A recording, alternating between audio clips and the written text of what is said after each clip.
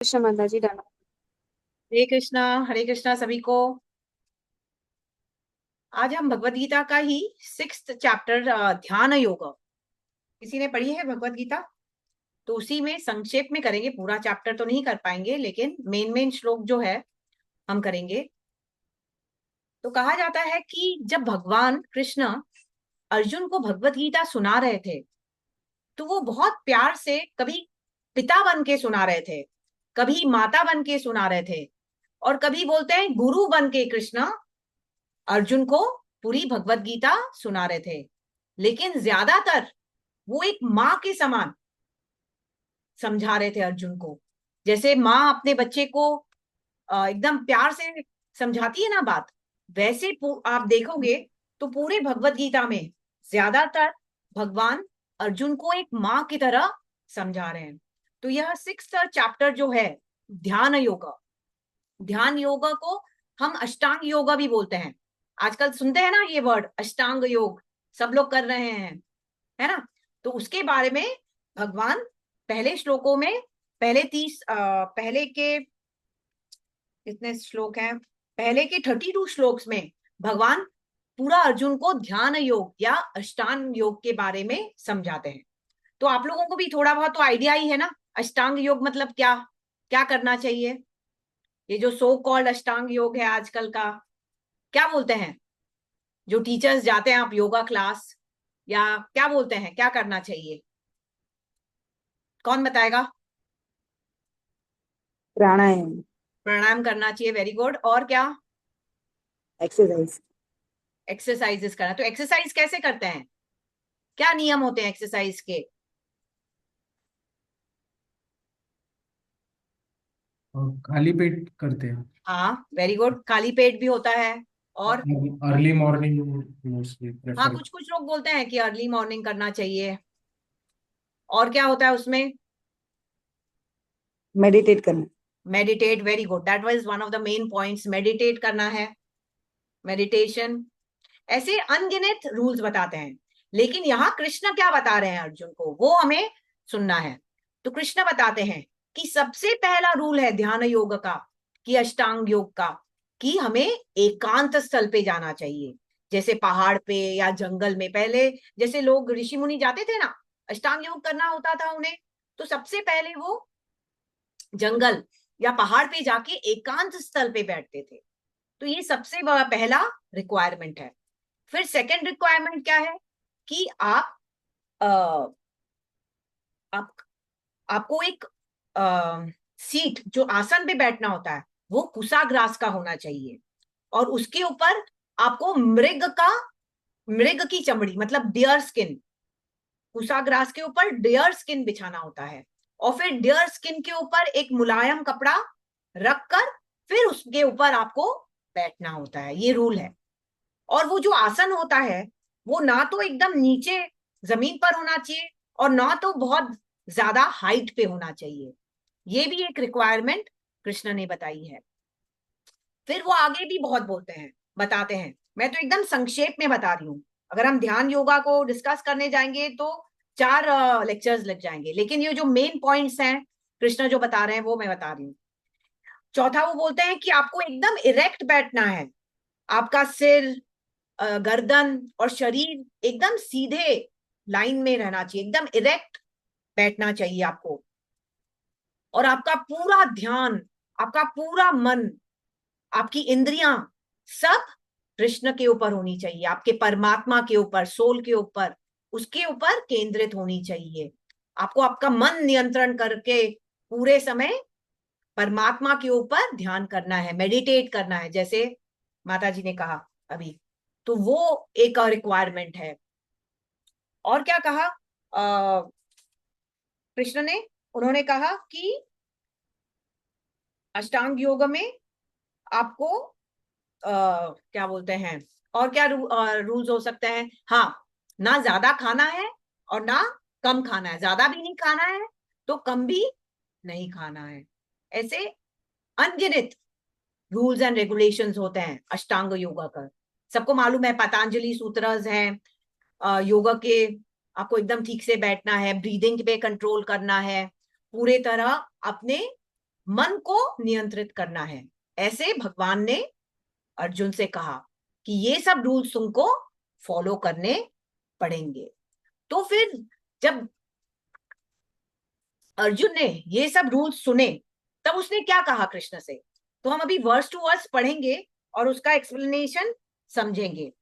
तो अगर किसी के पास भगवत गीता है तो प्लीज आप खोलिए 6.33 पर। आपको किस पे खोलना है? 6.33। अगर किसी के पास भगवत गीता है तो मैं सीधा उसका ट्रांसलेशन ये परपोटी पढ़ रही हूं। तो अब अर्जुन क्या बोलते हैं, हे माधव, हे भगवान, हे लक्ष्मीपति, यदि आपके प्रेम में डूबे हुए भक्त, एक मिनट, हाँ मैं गलत में आ गई, I am so sorry, wait, इतने सारे खोल रखे हैं ना मैंने, सॉरी। अर्जुन बोलते हैं, हे मधुसूदन, आपने जो योग पद्धति संक्षेप में बताई है वह मुझे अव्यावहारिक तथा असहनीय प्रतीत होती है, क्योंकि मन चंचल तथा अस्थिर है। तो क्या बोल रहे हैं अर्जुन? अर्जुन कृष्ण को बोल रहे हैं कि ये जो आपने योग बताया है, ध्यान योग, अष्टांग योग की पद्धति भगवान को पाने के लिए, ये तो बहुत इम्पॉसिबल लग रही है, बहुत ही कठिन लग रही है, बहुत ही मुश्किल लग रही है। ये कैसे करेंगे हम? यहां तो आप बोल रहे हैं कि मन को कंट्रोल करो, मन को नियंत्रित करो, ये तो बहुत ही मुश्किल है। अब आप सोचिए, अर्जुन जैसा इंसान ये बात बोल रहा है। अर्जुन कौन थे? वो तो एक महान योद्धा थे, हमारे जैसे साधारण इंसान थोड़ी थे अर्जुन। वो तो देवता इंद्र के पुत्र थे, वो साधारण इंसान नहीं थे, वो एक महान योद्धा थे। और उस समय तो 5000 साल पहले तो उनकी आयु भी बहुत लंबी होती थी, हजारों साल नहीं, 100-150 साल होती थी द्वापर युग में तो। और उन्होंने इतनी तपस्या की थी सब, मतलब Arjun was not a normal person. और वो कृष्ण के भक्त थे। तो भी वो क्या बोल रहे हैं कृष्ण को कि हे कृष्ण, मन को नियंत्रित करना तो बहुत ही मुश्किल है। तो जब अर्जुन जैसे इंसान ये बात कर रहे हैं तो आपके और मेरे जैसे लोग, साधारण लोग, कैसे कर सकते हैं अष्टांग योग? कर सकते हैं हम यह ध्यान योग, एकदम कंटिन्यूअसली एक पोजीशन में बैठे रहना। आज मैं आपको बोलूंगी जाइए माता जी, जाकर पहाड़ पे बैठिए या जंगल में जाकर बैठिए, आज के कलयुग में क्या पॉसिबल है? कलयुग में पॉसिबल ही नहीं है कि हम कहा एकांत में जाकर बैठे। एकांत में जाकर बैठे तो चलो बैठ सकते हैं, लेकिन जो ये अष्टांग योग का जो फर्स्ट रिक्वायरमेंट है कि आपको ब्रह्मचार्य का पालन करना पड़ेगा।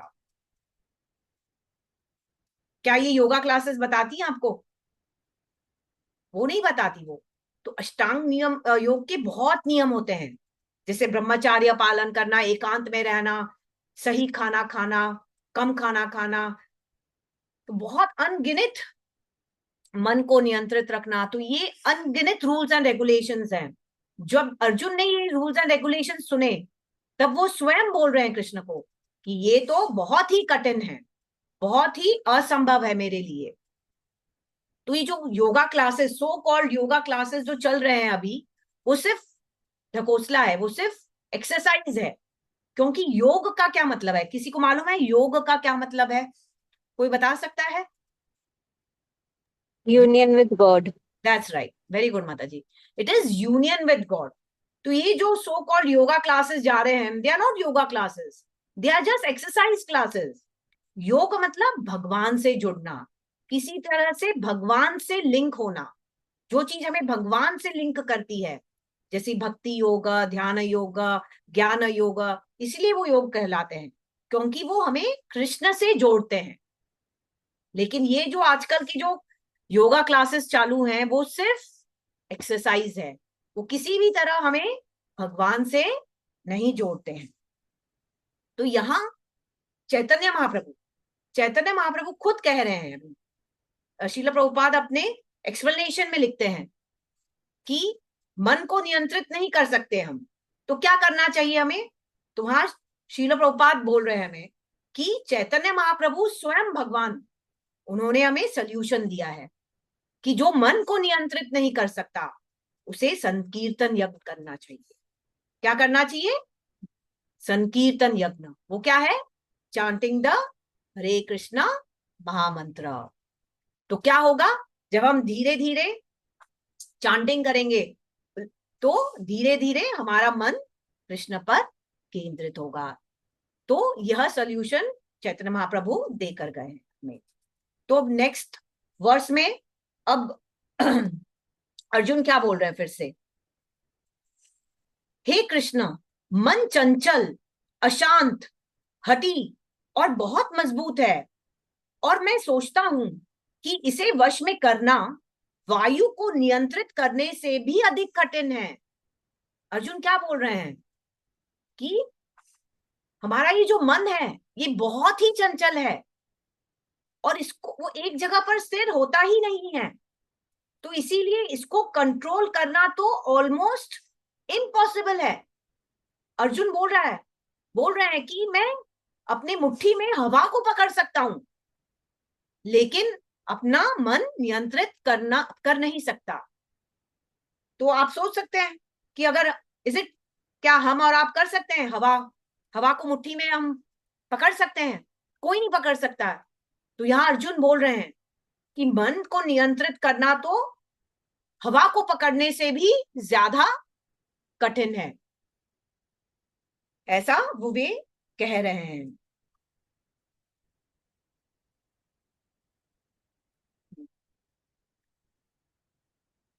तो अगले टेक्स्ट में अर्जुन भगवान कृष्ण अर्जुन को उपाय बताते हैं कि ये तो कठिन है आपके लिए, है ना, मन को नियंत्रित करना। सबको मालूम है आज अपना मन करता है, अपना पेट भरा हुआ भी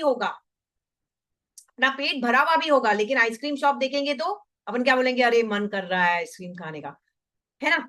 तो बहुत डिफिकल्ट है, हर एक चीज में हम मन की बात सुनते हैं और मन को कंट्रोल नहीं कर पाते। तो अगले वर्स में कृष्णा बोल रहे हैं अर्जुन से, भगवान श्री कृष्ण ने कहा, हे महाबाहु कुंती पुत्र, चंचल मन को वश में करना निस्संदेह अत्यंत कठिन है, किंतु उचित अभ्यास तथा वैराग्य द्वारा यह संभव है। क्या बोल रहे हैं भगवान? उपाय दे रहे हैं अभी इस वर्ष में। पहले तो देख रहे थे कि प्रॉब्लम क्या है। सबसे बड़ा प्रॉब्लम है मन को नियंत्रित में रखना। अब इस वर्ष में भगवान उपाय दे रहे हैं कि हम मन को नियंत्रित कैसे कर सकते हैं। वो मान रहे हैं, अर्जुन से सहमत हैं कि हाँ तुम ठीक कह रहे हो कि मन को कंट्रोल करना असंभव है, लेकिन इसका उपाय भी मैं तुम्हें बताता हूं। और वो है, फर्स्ट है अभ्यास। अभ्यास का मतलब क्या हुआ? जनरल मीनिंग क्या हुआ? सबको मालूम है अभ्यास मतलब क्या?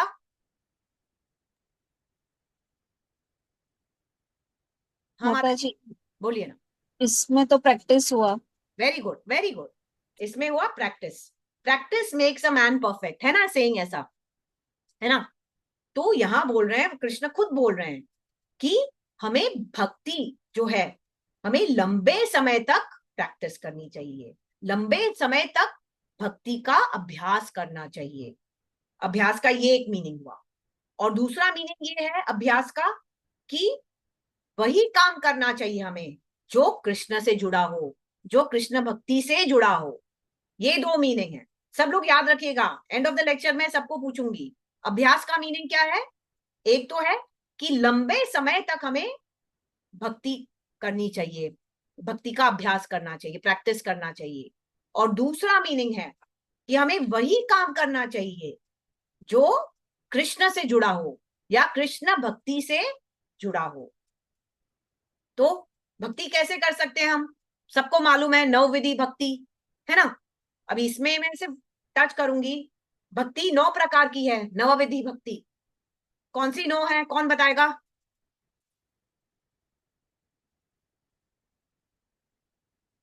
हरे कृष्णा, कोई है भी क्या? श्रवणम, श्रवणम, हाँ कीर्तनम, श्रवणम बोलिए माता जी, शिवानी माता जी बोलिए आगे।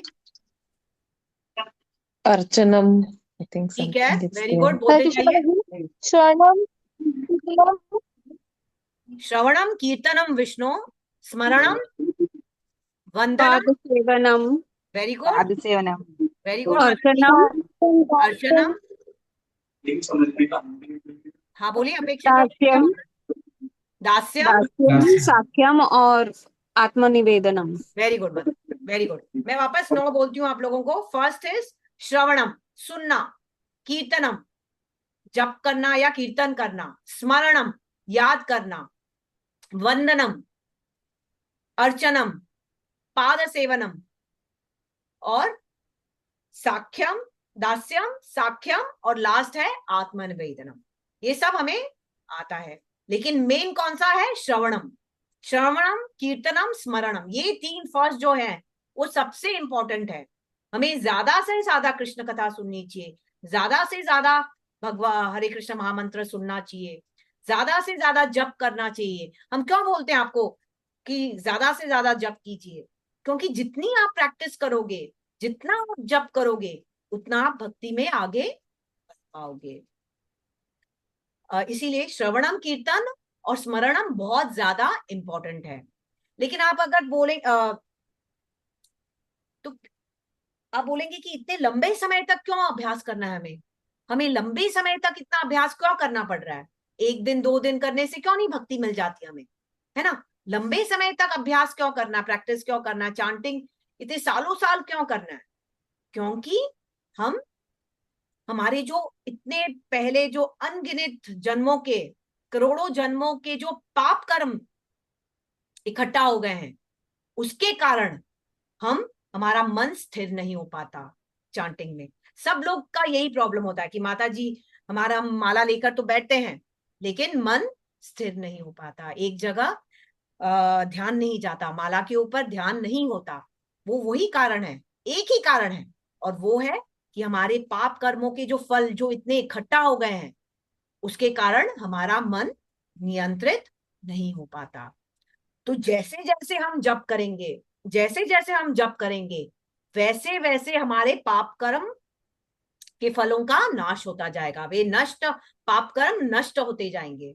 जैसे जैसे आप जब फूल माला बनाते हो, तो फूल एक एक करके पिरोते हो ना, एक एक करके पिरोते हो, वैसे ही आप जैसे जैसे जप करेंगे, वैसे वैसे आपके पाप कर्म नष्ट होते जाएंगे और आपका मन नियंत्रित होता जाएगा धीरे धीरे। तो 2 तरह की चांटिंग होती है। एक तो होती है कि अटेंटिव चांटिंग, है ना? अगर अटेंटिव चांटिंग कर रहे हो, हम पूरे ध्यान, तन मन धन से, पूरा बॉडी माइंड वर्ड्स के साथ कृष्ण के ऊपर मेडिटेट करते हुए, ध्यान रखते हुए अगर हम कर रहे हैं, तो हमें क्या मिलता है? कृष्ण प्रेम, कृष्ण प्रेम मिलता है उसको सीधा। और जो इनअटेंटिव चांटिंग कर रहे हैं, जैसे हम और आप, हम उस कैटेगरी में फॉल होते हैं, इनअटेंटिव चांटिंग। तो उसमें भी कोई नुकसान नहीं है। भगवान इतने कृपालु हैं कि अगर हम इनअटेंटिव चांटिंग भी करेंगे, तो उसका भी फायदा होगा कि हमारे धीरे धीरे सभी पाप कर्म खत्म हो जाएंगे, नष्ट हो जाएंगे।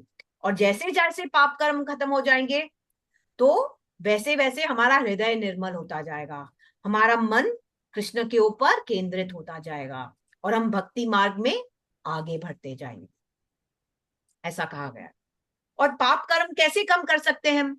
इसीलिए श्रील प्रभुपाद ने इतना अच्छा उपाय बता कर गए हैं, चैतन्य महाप्रभु श्रील प्रभुपाद, कि हमें संकीर्तन करना चाहिए। हमें मंदिर जाकर या घर में ही हाथ उठा के नाचते हुए, गाते हुए कीर्तन करना चाहिए, तालियां बजाते हुए कीर्तन करना चाहिए। ऐसे डांसिंग से, क्लैपिंग से, ये सब करने से हमारे पाप कर्म नष्ट होते जाते हैं।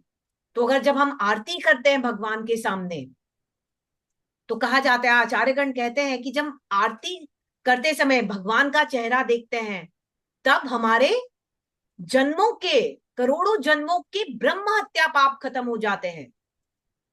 आप समझ रहे हैं ये बात? इतना स्ट्रॉन्ग है ये संकीर्तन यज्ञ। अगर आप एकादशी व्रत करते हैं, बाकी सभी नियमों का पालन करते हैं, तो धीरे धीरे आपके सभी पाप कर्म खत्म हो जाते हैं। प्रसादम खाते हैं, इसलिए हम लोग बार बार आप लोगों को इंसिस्ट करते हैं कि प्रसादम खाइए। सबसे शुरुआत प्रसादम से होती है।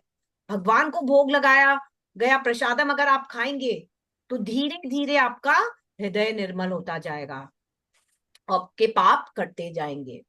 और अगर पाप कर्म कटेंगे तो ही आप भक्ति मार्ग पे आगे बढ़ सकते हो। ये, और जिसे भी अपना चांटिंग इंप्रूव करना है, श्रील प्रभुपाद कहते हैं कि आपको भागवतम पढ़ना चाहिए। मैंने कितने बार आप लोगों को बताया ना, श्रीमद् भागवतम या कृष्णा बुक, क्योंकि कृष्णा बुक भी भागवतम ही है ना।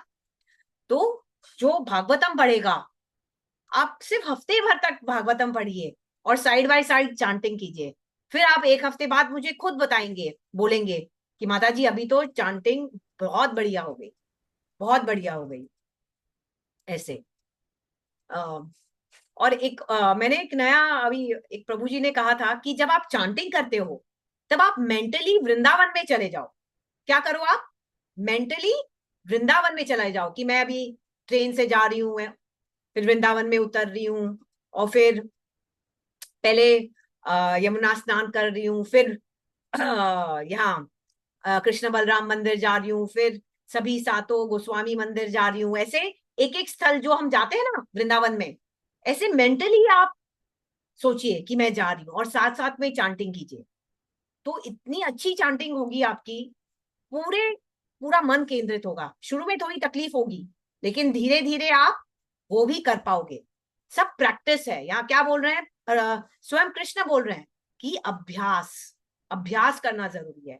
डोंट गिव अप, निराश मत हो। आप लोग भी 2-3 साल से कर रहे हैं सब लोग चांटिंग, मुझे मालूम है, लेकिन कभी कभी ऐसे मन में आता है, यार मैं कब से चांटिंग कर रहा हूँ, कुछ हो ही नहीं रहा, कुछ भी तो नहीं हो रहा, मैं आगे बढ़ नहीं पा रहा हूँ। ये मत सोचिए, ये सोचिए कि आपके धीरे धीरे पाप कर्म कट रहे हैं और धीरे धीरे आप कोशिश कर रहे हैं। बोलते हैं, आचार्यगण बोलते हैं, the moment you try sincerely to do attentive chanting means आप सही चांटिंग कर रहे हो। मतलब आप कोशिश मत छोड़िए, आप कोशिश करते रहिए कि मैं अटेंटिव चांटिंग करने की कोशिश करूं। तो भगवान तो देख रहे हैं ना, भगवान तो हमारी कोशिश देख रहे हैं कि ये बंदा पूरी कोशिश कर रहा है, तो उसका फल हमें जरूर मिलेगा। इसलिए निराश मत होइए।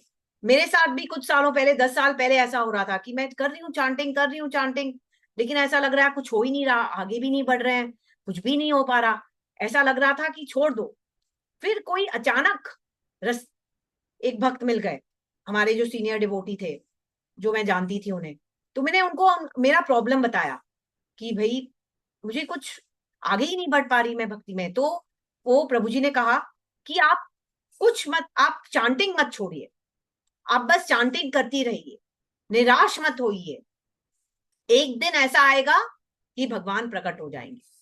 इसलिए चांटिंग मत छोड़िए किसी भी रूप में। That is the first step, है ना। अब दूसरा क्या बताया भगवान ने? Did I tell you? पहला अभ्यास था, मैंने रीड किया था ना, अभ्यास के साथ वैराग्य। वैराग्य। Very good mother. दूसरा चीज बताया है भगवान ने कि वैराग्य। वैराग्य मतलब क्या इधर? वैराग्य मतलब उन सभी चीजों को छोड़ना जो कृष्ण से जुड़ी नहीं। आप समझ रहे हैं? वैराग्य वही है। हम ये नहीं बोल रहे हैं आपको कि आप जाकर ये जंगल में जाकर बैठ जाओ, सब कुछ घर बार छोड़ दो। ये कृष्णा कॉन्शियस में बोल ही नहीं रहे। हम ये बोल रहे हैं कि बस वही चीजें छोड़ो जो कृष्ण से जुड़ी नहीं है। और अभ्यास में क्या था? वही चीजें करो जो कृष्ण से जुड़ी है। जैसे श्रील प्रभुपाद ने ये पूरा टेम्पल प्रोग्राम बनाया है ना, जो कृष्ण से क्या चीजें जुड़ी हुई है? रोज मंगला आरती जाओ, रोज सुबह 16 माला जपो, रोज सुबह गुरु पूजा अटेंड करो, फिर रोज भागवतम क्लास अटेंड करो, और फिर प्रसादम ग्रहण करो। जो भक्त, ऐसे बहुत सारे भक्त हैं, गृहस्थ भक्त, जो ये पूरा टेम्पल प्रोग्राम फॉलो करते हैं। और कहा जाता है कि out of the 64 regulations of भक्ति, अगर हम ये टेम्पल प्रोग्राम सुबह का जो श्रील प्रभुपाद बोलकर गए हैं, अगर उसे फॉलो कर लेंगे तो 50 रेगुलेशंस पूरे कर लेंगे हम। ये टेम्पल प्रोग्राम जो है श्रील प्रभुपाद का, ये बहुत इफेक्टिव है, बहुत ज्यादा इफेक्टिव है। अगर आप मंदिर भी नहीं जा सकते तो घर में आप कोशिश कीजिए, सुबह जल्दी उठना, 16 माला करना, आरती करना, प्रसादम बनाना, प्रसादम खाना, तो जितना हमसे हो सकता है हमें करना चाहिए, जो ये टेम्पल प्रोग्राम शीला प्रभुपाद देकर गए हैं। तो ये अगर जो करेगा उसे भगवान जरूर मिलेंगे, वह भक्ति में जरूर आगे बढ़ पाएगा। तो और सेकंड क्या था? वैराग्य। क्या क्या छोड़ना चाहिए हमें, अभी आप ही बताइए, ये तो आपको मालूम ही होगा ना, बार बार बोलते हैं हम, क्या बोलते हैं क्लास में, क्या छोड़ना चाहिए हमें? वैराग्य किससे लेना है?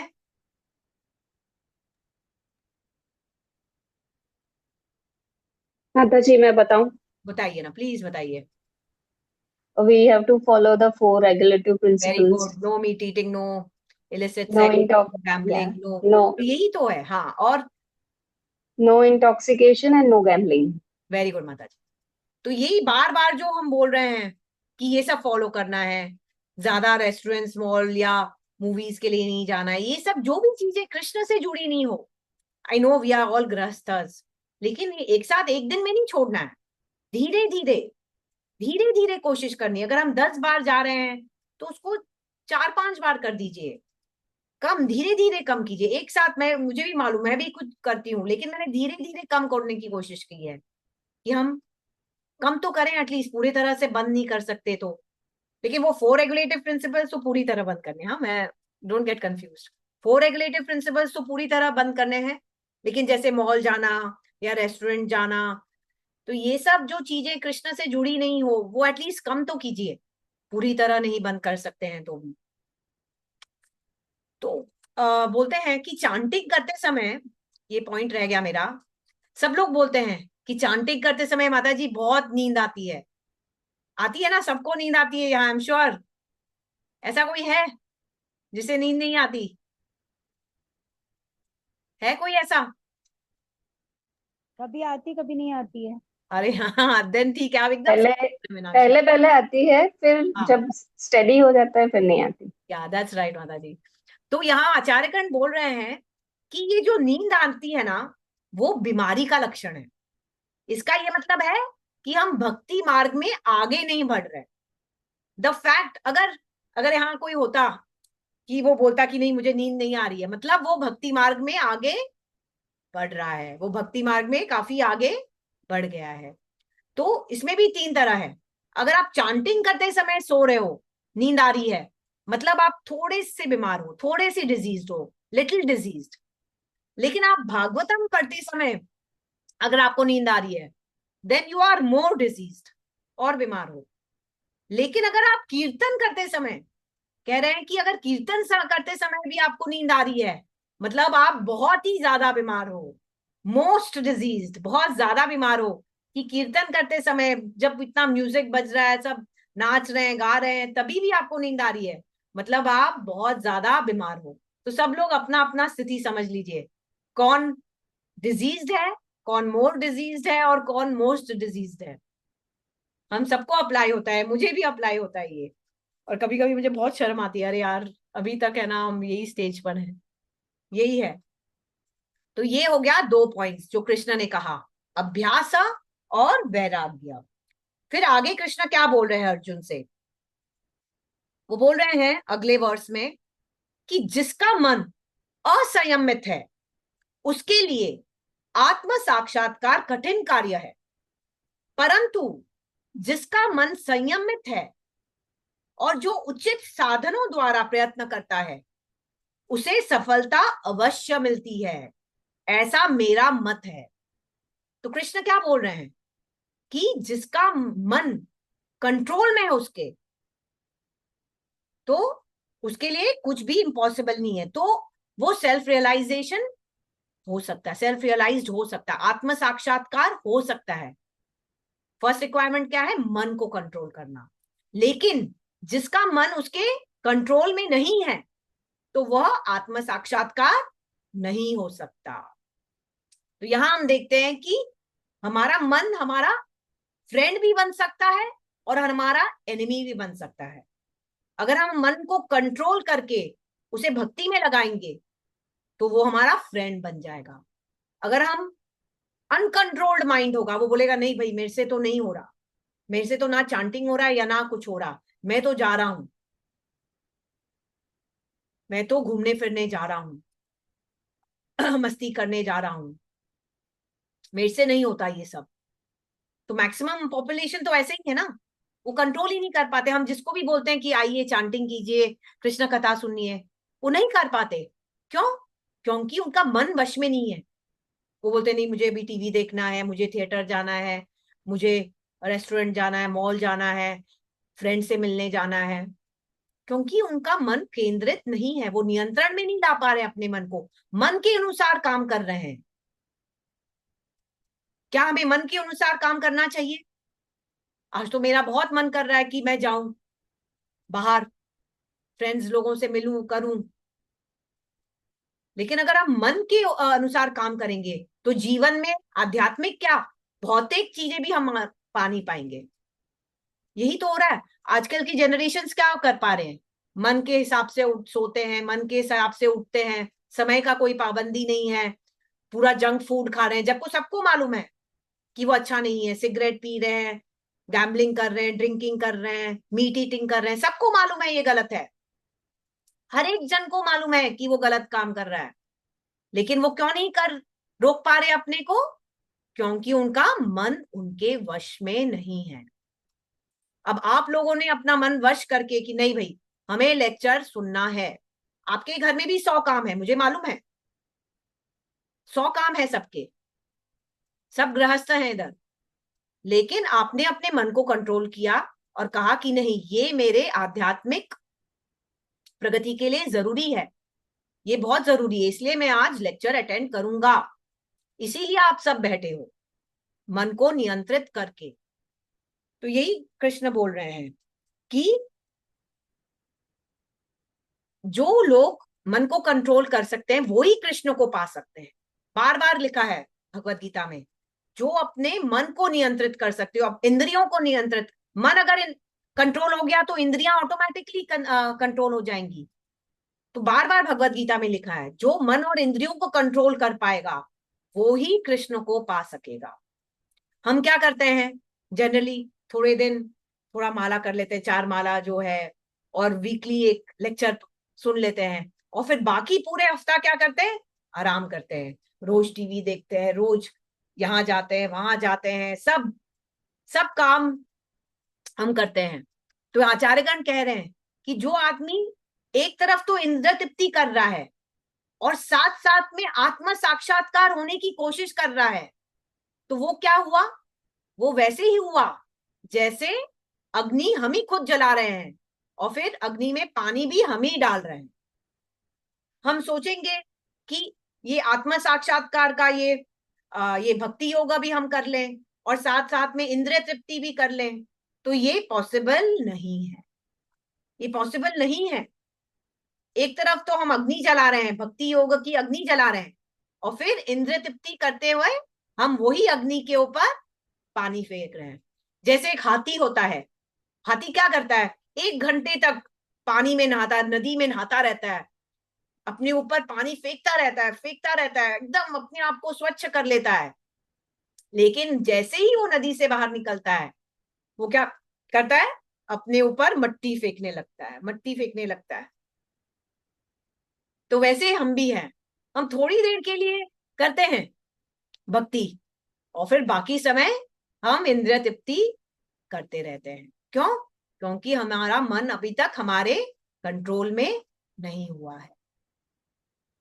6.37। अब नेक्स्ट वर्स में कृष्ण क्या बोल रहे हैं, लेट्स सी। अब अर्जुन बोल रहे हैं, अब अर्जुन ने सुनी कृष्ण की बात, और अब अर्जुन बोल रहे हैं, हे कृष्ण, उस असफल योगी की क्या गति है जो आरंभ में तो श्रद्धा पूर्वक आत्म साक्षात्कार की प्रक्रिया को अपनाता है, किंतु बाद में सांसारिकता के कारण उससे विमुख हो जाता है और इस प्रकार रहस्यवाद में पूर्णता प्राप्त नहीं कर पाता। तो क्या बोल रहे हैं अर्जुन? ये आप लोगों को समझ में नहीं आया होगा, थोड़ी हाई हिंदी थी। बोल रहे हैं अर्जुन कि कुछ कुछ लोग ऐसे होते हैं जो पहले तो बहुत डिटर्मिन्ड होकर भक्ति योग करने लगते हैं, चांटिंग करने लगते हैं, मंदिर जाते हैं, जो जो प्रभु जी बोलते हैं करते हैं, बहुत श्रद्धा पूर्वक करते हैं, लेकिन कुछ समय बाद किसी भी कारण, कोई भी सांसारिक कारणों के कारण उनकी श्रद्धा खत्म हो जाती है और वह यह भक्ति मार्ग को छोड़ देते हैं। तो ऐसे लोगों का क्या होता है, ऐसा अर्जुन पूछ रहे हैं। तो अर्जुन पूछ रहे हैं, बोल रहे हैं अगले वर्ष में भी कि ऐसे लोग तो हे महाबाहु कृष्ण, क्या ऐसा मनुष्य जो पारलौकिकता के मार्ग से भ्रमित हो जाता है, आध्यात्मिक तथा भौतिक सफलता दोनों से ही च्युत नहीं हो जाता तथा फटे हुए बादल के समान किसी भी क्षेत्र में स्थान न पाकर नष्ट नहीं हो जाता? तो क्या बोल रहे हैं अर्जुन कि ये जो, जैसे आज मैं हूं, अगर मैं अभी इतने सालों तक भक्ति कर रही हूं और मैंने अभी भक्ति छोड़ दी, समझो किसी कारणवश मेरे को छोड़नी पड़ी, तो अब मेरी हालत कैसी हो जाएगी?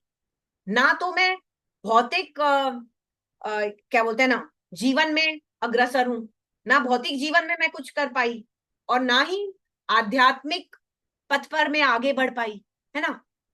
मैं भौतिक मटेरियल पॉइंट ऑफ व्यू से भी हार गई और स्पिरिचुअल पॉइंट ऑफ व्यू से भी हार गई। तो ऐसे आदमी का क्या होता है, वो तो एक बादल के समान हो जाता है। हम देखते हैं कभी कभी आकाश में बहुत सारे अनेक बादल एक साथ आकाश में होते हैं, लेकिन आगे बढ़ते बढ़ते कभी कभी एक बादल उस बाकी सभी बादलों से अलग हो जाता है, अकेला पड़ जाता है। हम डिवोटीज का साथ या संग छूट जाते हैं। हमने हमारे अपने कांग्रेगेशन में भी देखा है, कुछ लोग आते हैं, भक्ति करते हैं। आई सीन, अगर श्रद्धा माता जी आप ध्यान दो तो जो यात्राओं में जो पहले थे भक्त माताएं या प्रभु जी लोग, वो अभी कहाँ है हमारे साथ? नहीं है, बहुत सारे बहुत चले गए हैं, बहुत सारे निकल गए। बहुत सारे निकल गए। वो कुछ समय करते हैं फिर छोड़ देते हैं। जी तो माता जी। यही अर्जुन पूछ रहे हैं कि जो लोग भक्ति मार्ग पे आते हैं लेकिन बीच में छोड़ देते हैं बिना भक्ति पूरी किए हुए, तो उनका क्या होता है? तो आगे अर्जुन बोलते हैं कृष्ण से कि अगले वर्ष में, हे कृष्ण, यह मेरा संदेह है और मैं आपसे इसे पूरी तरह से दूर करने के लिए कहता हूं, लेकिन आपके अलावा ऐसा कोई नहीं है जो इस संदेह को नष्ट कर सकता है। तो क्या बोल रहे हैं अर्जुन कृष्ण से कि मुझे ये डाउट आया है, ये प्रश्न का उत्तर दीजिए, ये मेरा डाउट सॉल्व कीजिए कि ऐसे इंसान जो बीच में भक्ति योग छोड़ देता है उसका क्या होता है। और ये प्रश्न का उत्तर केवल आप ही दे सकते हो। क्यों? क्योंकि कृष्ण ही है जो वर्तमान स्थिति भी जानते हैं, जो भविष्य स्थिति भी जानते हैं और जो भूतकाल की स्थिति भी जानते हैं।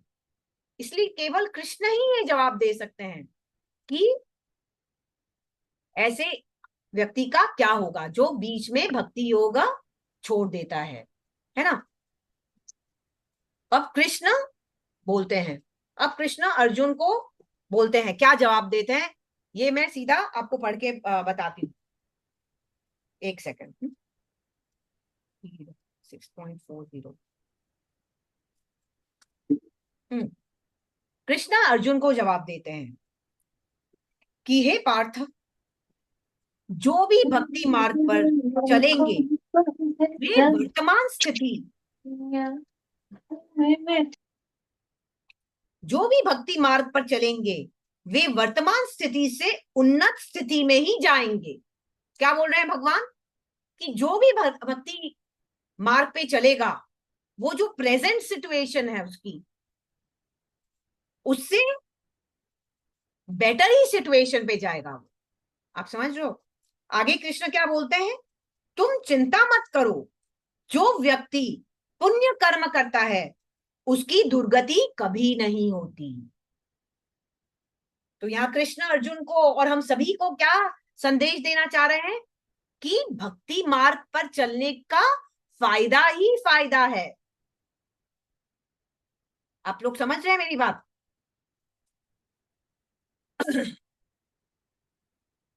भक्ति मार्ग पर चलने का फायदा ही फायदा है, उसमें कोई नुकसान नहीं है।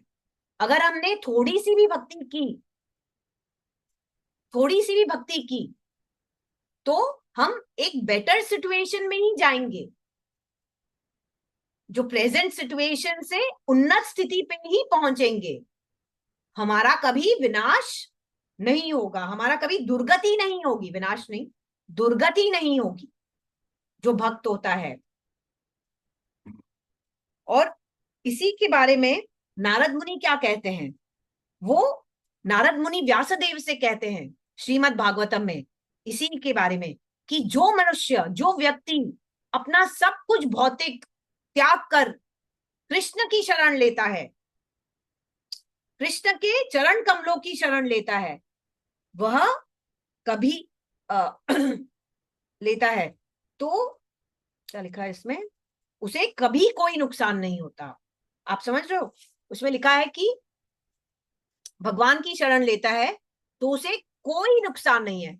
आई रिपीट, हाँ, नारद मुनि बोल रहे हैं कि जो मनुष्य कृष्ण की शरण में जाता है, भगवान की चरण कमलों की शरण लेता है, उसे कभी कोई नुकसान हो ही नहीं सकता। लेकिन जो मनुष्य जो अपने कर्म कर रहा है, पूरे कर्म कर रहा है, लेकिन भगवान की तरफ मुड़ भी नहीं रहा, ऐसे बहुत लोग होते हैं ना जो बोल रहे हैं कि नहीं भाई मैं तो अपना कर्तव्य कर रहा हूं, पूरा कर रहा हूं, भगवान है या नहीं मुझे कोई मतलब नहीं है। वो अपना कर्तव्य कर रहा है, कर्म करता जा रहा है, जैसे कर्मी जो होते हैं, लेकिन उसे कोई लाभ नहीं होता, उसे नुकसान ही नुकसान होता है। क्यों? क्योंकि वो भगवान की तरफ मुड़ ही नहीं रहा। आपको डिफरेंस समझ में आया? दो तरह के लोग हैं, जो भक्ति योगा में आते हैं कुछ समय के लिए चाहे तो उनको थोड़ा तो लाभ होगा, लेकिन जो भक्ति योग में आए ही नहीं, थोड़ा भी उसने भक्ति नहीं की, थोड़ी भी जप नहीं की, वे कृष्ण की ओर मुड़े ही नहीं, तो उन्हें कोई लाभ नहीं होगा, चाहे वो कितना ही कर्मकांड कर ले, उनको कोई लाभ नहीं होगा। ऐसे नारद मुनि समझा रहे हैं। तो आचार्यगण कहते हैं कि थोड़ी सी भी भक्ति अगर हम कर लेंगे तो वो वेस्ट नहीं जाती, भगवान कभी भी भूलते नहीं है। हमने थोड़ी भी सेवा की हो भगवान की, एक फूल ही क्यों ना चढ़ाया हो, थोड़ा सा भोग ही क्यों ना दिया हो, भगवान हमारी छोटी से छोटी सेवा याद रखते हैं, कभी नहीं भूलते। इसीलिए हमें प्रयत्न करते रहना चाहिए। हमें दिखेगा नहीं रिजल्ट, अरे हमको करते जा रहे हैं लेकिन कुछ नहीं हो रहा, लेकिन नहीं, हमें प्रयत्नशील रहना चाहिए, हमें अभ्यास करते रहना चाहिए, वैराग्य करना चाहिए। धीरे धीरे हमारा हृदय निर्मल होता जाएगा और हम भक्ति मार्ग में आगे बढ़ते जाएंगे, ऐसा भगवान कह रहे हैं। अब नेक्स्ट वर्स में भगवान क्या बोल रहे हैं? भगवान बोल रहे हैं कि दो तरह के लोग होते हैं जो भक्ति मार्ग से हट जाते हैं। किसी को मालूम है? एक है कि जो थोड़े समय 10-15 साल उसने भक्ति की, समझो, आई एम जस्ट एग्जाम्पल दे रही हूं, 10-15 साल भक्ति की और उसने फिर भक्ति छोड़ दी। और दूसरा तरीका है कि जिसने बहुत लंबे समय तक पूरे जिंदगी भक्ति की, लेकिन वो पूर्ण नहीं कर पाया, वो भक्ति मार्ग पूर्ण नहीं कर पाया। तो ऐसे दो तरह के लोग है ना। तो फर्स्ट केस में जो ये बोल रहे हैं कि जो लोग कृष्ण भगवान बता रहे हैं अर्जुन को कि जो लोग केवल कुछ समय तक भक्ति कर पाते हैं और फिर भक्ति मार्ग से भटक जाते हैं, छोड़ देते हैं भक्ति को, तो ऐसे लोगों को अगले मरने के बाद वे पहले स्वर्ग लोक जाते हैं। कहां जाते हैं वो? पहले स्वर्ग लोक जाते हैं और फिर बाद में पृथ्वी पे जब वो जन्म लेते हैं ना, तब उन्हें एक ब्राह्मण या एक धनी इंसान के, एक धनी परिवार के घर में जन्म मिलता है। तो आप सोचेंगे उसमें क्या बड़ी बात है, एक ब्राह्मण के घर में रहना में जन्म लेना या धनी इंसान के घर में जन्म लेने से क्या फायदा होगा? अगर धनी इंसान के घर में, अगर आप ब्राह्मण के घर में होंगे तो आपको वेदों का बैकग्राउंड मिलेगा, आपको पूजा पाठ का बैकग्राउंड मिलेगा, तो ही आप भक्ति आगे कर पाएंगे ना। जो भक्ति आपने पूरी नहीं की थी पहले जन्म में, तभी तो वो आगे बढ़ेगी। अगर एकदम गरीब परिवार में पैदा हो गए तो कहाँ से भक्ति कर पाओगे। वो जो गरीब आदमी है वो अपनी रोज की रोटी रोजी कमाएगा कि भक्ति करेगा। तो भगवान उसको एक और चांस देते हैं। क्या करते हैं भगवान, जिसने थोड़ी भक्ति की लेकिन बीच में छोड़ दी, तो अगले जन्म में वो एक ब्राह्मण या एक धनी परिवार में जन्म मिलता है उसे। तो उसको एक, क्या बोलते हैं ना, फाउंडेशन मिल जाता है जहां वो फिर से अपनी भक्ति शुरू कर सकता है। अब का समझो, अगर हमने अभी भक्ति शुरू की और A to Z के केस में हमने सिर्फ A to F तक ही कर पाए, है ना। समझो इस जन्म में हम केवल A to F तक भक्ति कर पाए, F तक लेवल पर ही कर पाए, तो अगले जन्म में आप ABCDEFG से शुरू करोगे भक्ति। आपने जो थोड़ी बहुत करी है इस जन्म में भक्ति, वो व्यर्थ नहीं जाएगी, वो आपके साथ अगले जन्म में कैरी फॉरवर्ड हो जाएगी। और फिर अगले लेवल से, G लेवल से आप वापस भक्ति शुरू कर सकते हैं, ऐसा कहा गया है आचार्य। लेकिन जो बाकी ध्यान योग होते हैं, ज्ञान योग होता है, उसमें ये पॉसिबल नहीं है। जो ध्यान योग होता है, ज्ञान योग होता है, उन्होंने कोशिश वो करते हैं, तपस्या करते हैं, लेकिन अगर वो पूर्ण नहीं हो पाती, इस जन्म में पूर्ण नहीं हो पाती, तो उनका सब, उनकी सब क्या बोलते हैं ना, मेहनत व्यर्थ जाती है। और फिर अगले जन्म में उन्हें फिर से स्क्रैच से शुरू करना पड़ता है, A से शुरू करना पड़ेगा। तो ये फायदा है भक्ति योग का, कि हमने अगर थोड़ी भी भक्ति की तो वो कैरी फॉरवर्ड हो जाती है और अगले जन्म में हम फिर से उसी स्तर से वापस आगे भक्ति कर सकते हैं। और अब दूसरे तरह का व्यक्ति कौन है? पहला व्यक्ति था जो सिर्फ कुछ समय तक भक्ति करता है और फिर छोड़ देता है। और दूसरे समय तरह का व्यक्ति कौन है? जो लंबे समय तक भक्ति करता है, काफी लंबे समय तक वो भक्ति करता है, लेकिन किसी भी कारण, कोई भी कारण हो, वो पूर्ण नहीं कर पाता। तो क्या होता है उसको कैसा जन्म मिलता है अगला जन्म? किसी को मालूम है? किसी ने पढ़ा है? Anybody has any idea? तो यहाँ कृष्ण कहते हैं, स्वयं कृष्ण बोल रहे हैं ये भगवत गीता में, कि ऐसे भक्त को अगले जन्म में एक प्योर डिवोटी, एक वैष्णव के घर में, परिवार में जन्म मिलता है, ताकि वो अपने जो भक्ति जो पूरी नहीं की उसने पहले जन्म में, वो अभी पूरी कर सकता है। तो अगर वैष्णव के घर में जन्म लोगे आप, तो वो बच्चे को पहले दिन से एकदम कृष्ण कॉन्शियस का एनवायरनमेंट मिलेगा। पहले दिन से वो कीर्तन भजन सुनता रहेगा, जप सुनता रहेगा, बहुत छोटी आयु से वो जप करने लगेगा, सब भक्ति का ज्ञान उसे मिलता रहेगा और वो फिर से अपनी भक्ति अच्छी तरह से कर पाएगा। यही तो है प्लस पॉइंट, जो अगर हम वैष्णव के घर में जन्म लेंगे तो कितना बेनिफिट होगा। जैसे एग्जाम्पल है शीला प्रभुपाद। शीला प्रभुपाद के पिताजी स्वयं एक वैष्णव थे, तो पहले दिन से, उनके लाइफ के फर्स्ट डे ऑनवर्ड से वो भक्ति कर रहे थे। उन्होंने कोई पाप कर्म नहीं किए और पहले दिन से वो भक्ति कर रहे थे।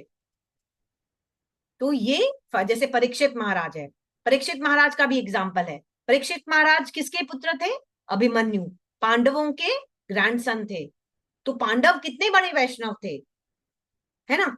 तो परीक्षित महाराज ने भी एक वैष्णव परिवार में जन्म लिया, जिससे क्या होता है, हम अपनी भक्ति उस जन्म में फिर पूरी कर सकते हैं और फिर वापस भगवत धाम जा सकते हैं। यह फायदा होता है।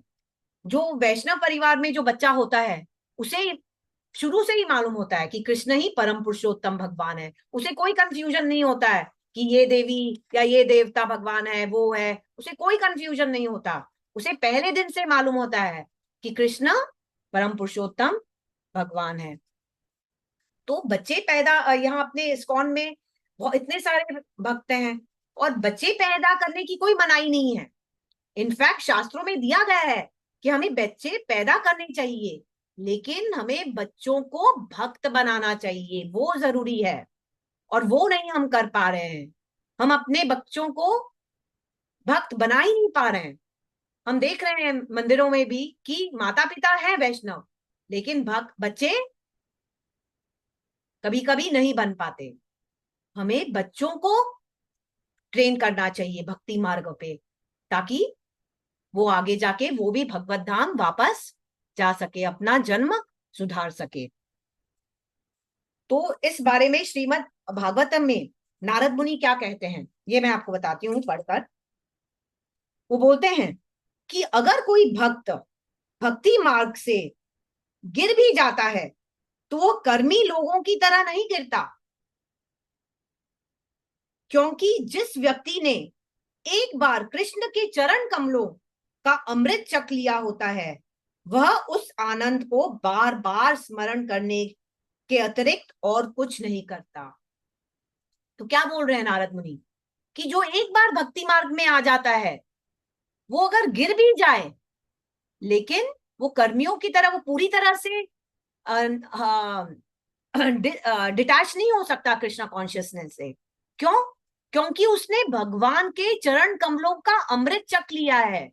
जो आनंद मिलता है भक्ति से, भगवान की सेवा करने से, कृष्ण कथा सुनने से, संकीर्तन करने से, ये जो इसने वो आनंद उसने चख लिया है, तो वो उस आनंद को भुला ही नहीं पाता। वो कितना भी कोशिश करे कि वापस भौतिक दुनिया में जाकर वापस भौतिक चीजें करे, लेकिन उसका ध्यान कहाँ रहेगा? वो आध्यात्मिक जीवन पर ही रहेगा। अरे हम कैसे, वो आनंद नहीं मिल रहा मुझे। वो क्या सोचेगा कि मुझे वो आनंद ही नहीं मिल रहा जो मुझे आध्यात्मिक चीजों से मिलता था। तो आगे बोल रहे हैं नारद मुनि, जो व्यक्ति रोज मंगला आरती अटेंड करता है, मतलब ये आचार्यगण बोल रहे हैं कि श्रील प्रभुपाद बोल रहे हैं पॉपॉट में कि जो व्यक्ति रोज मंगला आरती अटेंड करता है, भागवतम क्लास अटेंड करता है, प्रसादम खाता है, वह उस अमृत को भूल ही नहीं पाता। वो रोज वही काम करता है। अब भक्त लोग भी तो आप देखते हैं रोज वही काम करते हैं, रोज सुबह उठते हैं, मंगला आरती करते हैं, रोज वही काम करते हैं, लेकिन क्योंकि उन्हें उन सब चीजों से दिव्य आनंद प्राप्त होता है, इसीलिए वो उसे छोड़ नहीं सकते।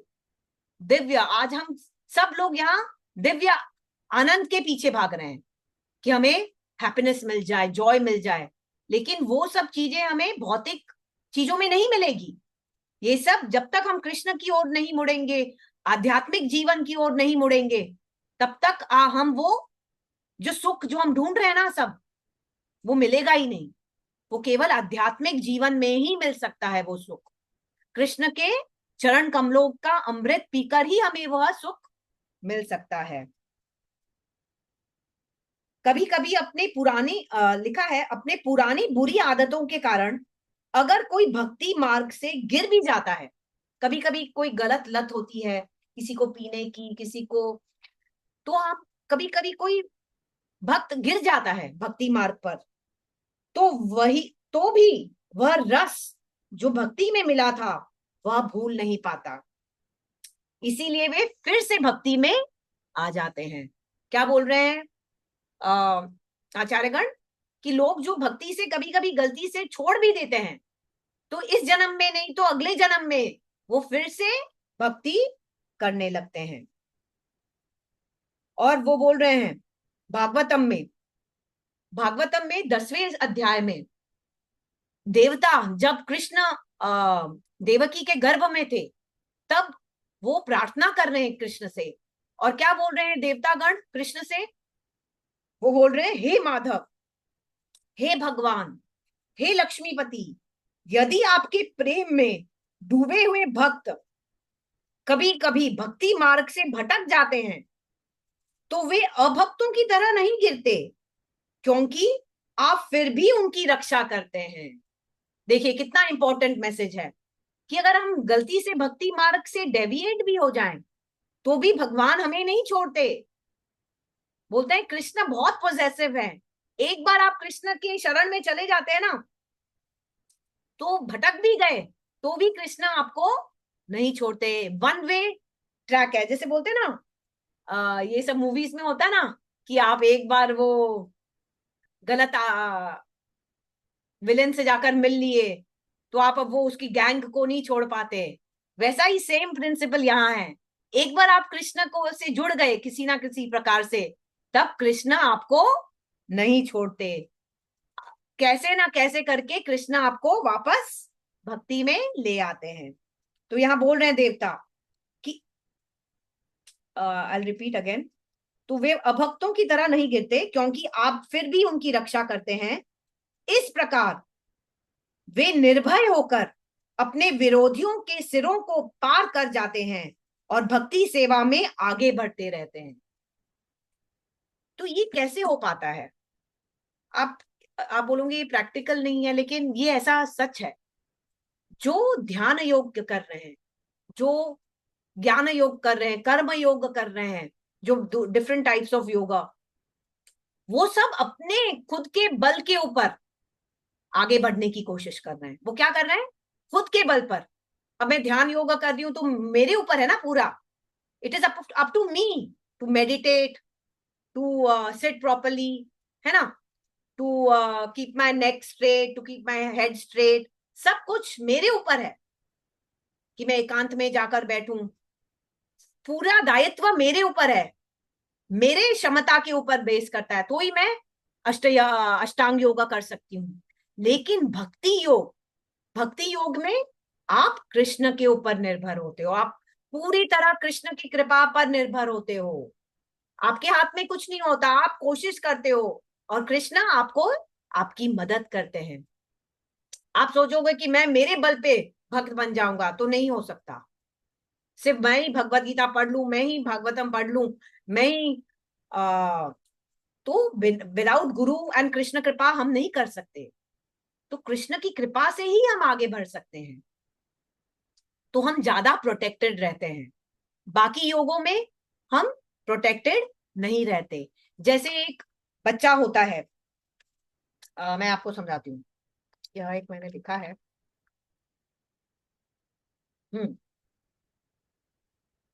हाँ, जैसे एक बच्चा, एक बंदर का बच्चा होता है। कौन बताएगा बंदर का बच्चा और माँ कैसे जुड़े होते हैं? कौन किसको पकड़ा होता है? बच्चा माँ को पकड़ा होता है। वेरी गुड माता जी, आपने देखा है, बच्चा माँ को पकड़ा होता है। और वही शेर का बच्चा होता है, शेरनी का बच्चा होता है, तो माता उसको कैसे पकड़ती है या बच्चा उसको मैं पकड़ता है? दांतों से। हाँ, दांत से दांत से। तो किसमें ज्यादा रिस्क है? अगर बच्चा माँ को पकड़ के रखा है, जैसे मंकी के केस में, बंदर के केस में, तो ज्यादा डर है कि बच्चा का हाथ फिसल जाए और वो नीचे गिर जाए, है ना। लेकिन जब माँ पकड़ती है, जब शेरनी अपने बच्चे को जबड़े में पकड़ती है, तो उसमें कोई डाउट नहीं रहता है। वो पूरे सुरक्षित रूप से अपने बच्चे की रक्षा करते हुए वो पकड़ती है। वो बच्चे के ऊपर, बंदर के केस में वो बच्चे के ऊपर उसकी रक्षा निर्भर होती है ना। उसकी सुरक्षा निर्भर है खुद के ऊपर। अगर उसने छोड़ दिया माँ को तो नीचे गिर जाएगा। लेकिन शेरनी के केस में क्या होता है? माँ पूरी तरह से बच्चे को रक्षा देती है, वो अपने जबड़े में पकड़ के रखती है। वो ही फर्क है हमारे में और अभक्तों में। जो अभक्त होता है वो अपने बल पर योग करने की कोशिश करता है, भगवान को पाने की कोशिश करता है। और जो भक्त होता है वो कृष्ण कृपा के ऊपर पूरी तरह से निर्भर होता है। इसलिए अगर वो बीच में गिर भी गया, वो फिसल भी गया, तो कर्मियों के जैसे नहीं फिसलता। अगर अगर अष्टांग योग आज तपस्या कर रहा है कोई जाकर, बहुत सारे ऋषि मुनि हुए हैं जो इतने हजारों सालों तक उन्होंने तपस्या की, लेकिन जैसे ही इंद्र ने अप्सरा भेजी, वैसे ही उनका ध्यान भंग हो गया और वैसे वापस वो इंद्र तृप्ति में लग गए। तो ये अष्टांग योग है।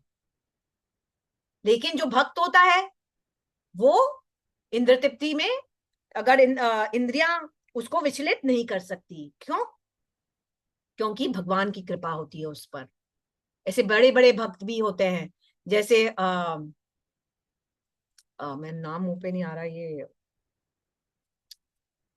जो अगर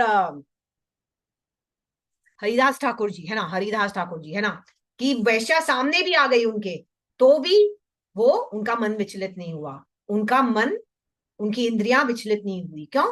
क्योंकि वो भक्ति मार्ग में रखे हुए लगे हुए हैं। इसलिए the best option out of all the yogas is bhakti yoga, कि हम गलती भी हो गई हमसे तो भी हम फिर से खड़े होकर वापस आगे बढ़ सकते हैं भक्ति मार्ग में, हम पूरी तरह से नीचे नहीं गिरते हैं। जो पहले वाला एक पॉइंट मैं भूल गई थी, ठीक है, फॉरगेट इट। अब आगे क्या है? ये हो गया, ये हो गया। सिर्फ मैं एक एग्जाम्पल, छोटा सा एग्जाम्पल बताती हूँ। सबने भरत महाराज की कहानी सुनी है, नॉट द रामायण वाले भरत महाराज नहीं, जो जो भरत महाराज थे, किसी ने सुने? श्रद्धा माता जी बोलिए ना। डियर वाली ना? हाँ, डियर वाली। तो हाँ। कैसे, I am just giving you an example from Shrimad Bhagavatam, कि एक एक समय में भरत महाराज थे और वो बहुत भगवान के बहुत ही बड़े भक्त थे, बहुत बड़े भक्त थे। तो जब सही समय आया तब वो पूरे पृथ्वी के चक्रवर्ती राजा थे, पूरे पृथ्वी के। लेकिन उन्होंने अपना सब सब कुछ राजपाट छोड़कर, अपनी पत्नी बच्चों को सबको छोड़कर वो जाकर जंगल में रहने लग गए और वहां भक्ति करने लग गए, भक्ति मार्ग भक्ति कर रहे थे, है ना। लेकिन एक दिन क्या हुआ, अचानक उन्हें एक डियर, एक मृग, मृग का बच्चा दिखा। उसकी मां मर गई थी उधर, और वो मृग का बच्चा वहीं अकेले पड़ा था। तो उनका मन वो मृग के बच्चे पे आ गया कि भाई अभी अगर मैं इसका ध्यान नहीं रखूंगा तो शेर खा जाएगा इसे। तो वो मृग के बच्चे को का ध्यान रखने लग गए और काफी समय, और क्या हुआ कि वो काफी समय उसके साथ बिताने लग गए, जिसके कारण उनकी भक्ति मार्ग पे विघ्न आ गया, वो अपनी भक्ति ठीक से पूरी कर नहीं पाए। और जब उनका अंतिम समय आया तब वो डियर के बारे में ही सोच रहे थे। तो क्या हुआ, तो अगले जन्म में उनको हिरण का ही शरीर मिला। लेकिन क्योंकि उन्हें थोड़ी भक्ति की थी, उन्होंने बहुत लंबे समय तक भक्ति की थी, उन्होंने भक्ति की थी, इसीलिए भगवान ने उनको, बोलते हैं ना लास्ट में जो स्मृति होगी वही शरीर आपको मिल जाएगा। तो लास्ट में उनको स्मृति क्या थी? डियर की। तो अगला जन्म उनको डियर का मिला। लेकिन क्योंकि उन्होंने भक्ति की थी इसीलिए उनकी याददाश्त नहीं गई। जो भक्ति उन्होंने पहले की थी वो पूरी तरह से उनको याद थी कि मैंने ये गलती की, इसीलिए मुझे यह शरीर मिला है हिरण का। उनको भगवान ने वो याददाश्त दी, जिसके कारण हिरण के शरीर में रहते हुए भी वो पूरे टाइम कृष्ण का स्मरण कर रहे थे, पूरे समय कृष्ण का स्मरण कर रहे थे। फिर अगले जन्म में वो जड़ भरत करके बने और फिर उन्होंने अपनी पूरी भक्ति की। उनको याद था, उनको तभी भी जब जड़ भरत बने तभी भी उनको याद रहा कि मैंने 2 जन्म ऑलरेडी खो दिए, भक्ति पूरी नहीं कर पाई। इसीलिए जब वो जड़ भरत बने तब उन्होंने अच्छी तरह से भक्ति करके फिर वो वापस भगवत धाम चले गए। तो ऐसे अनेक ये है उदाहरण। गजेंद्र, जो गजेंद्र हाथी हैं, जो गजेंद्र हाथी बने, वो आपको क्या लगा वो गजेंद्र सीधा बनकर वो चले गए क्या वापस वैकुंठ? नहीं, पहले जन्म में वो इंद्रद्युम्न महाराज थे और किसी मुनि के श्राप के कारण उनको हाथी का जन्म मिला। लेकिन भगवान की कृपा हो गई, अंत समय में भगवान ने उन्हें वो जो प्रेयर्स, जो प्रार्थना वो पहले करते थे वो उनको याद आ गई और उन्होंने वो प्रार्थना, गजेंद्र मोक्ष प्रेयर्स है ना, वो प्रार्थना कह दी और तो फिर उन्हें मुक्ति मिल गई, वो वापस वैकुंठ धाम चले गए। तो यही फायदा है भक्ति करने का। हम अगर थोड़ी सी भी भक्ति करेंगे तो भगवान उसे भूलते नहीं, वो छोटी सी सेवा भी भगवान कभी नहीं भूलते। हम यहाँ कितने भी जनों की सेवा करते रहे, घर वालों की कितने भी एकदम तन मन धन से भी लोगों की सेवा करेंगे, लेकिन एंड में लोग क्या बोलेंगे, ये नहीं किया तूने, ये नहीं कर पाया तू, ये नहीं किया तूने। लेकिन भगवान ऐसे नहीं है। भगवान अपनी छोटी सी चीज, छोटी सेवा भी नहीं भूलते अपने भक्त की, और हमेशा उसकी रक्षा करते हैं।